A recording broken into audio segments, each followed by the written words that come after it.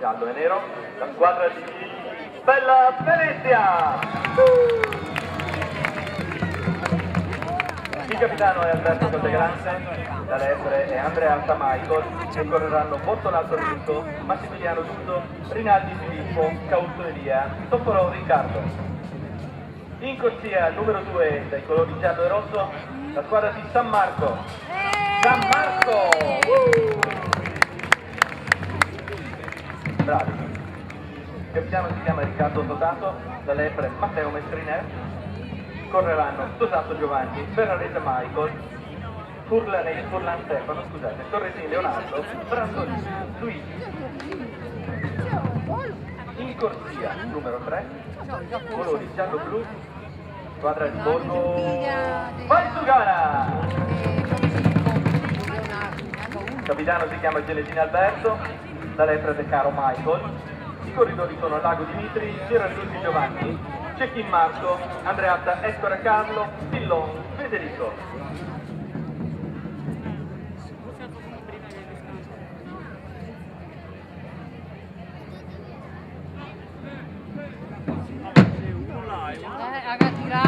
Ed ecco il lancio venuto in qualche modo, è colore giallo-blu, Valsugana in primo posto di concorrenti.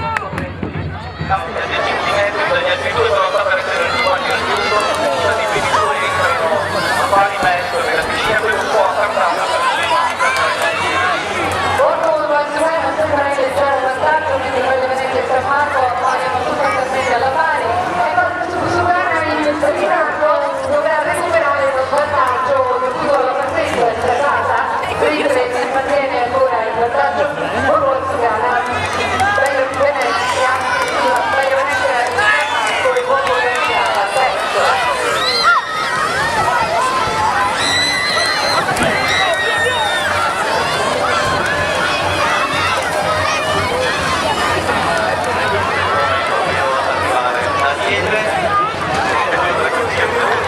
Bella Venezia la Liete, ed è quello della corsia numero 1, Bella Venezia per primo, corsia numero 2 San Marco secondo e corsia numero 3 Valsugana terzo. Ho cantato però questa cosa che non è ancora tutta da scrivere. San Marco dai! Praticamente alla pari, sono passati Bella Venezia ed ecco che passati alla scala, seconda scala di San Marco. In questo momento arriva anche la scala di Valsugana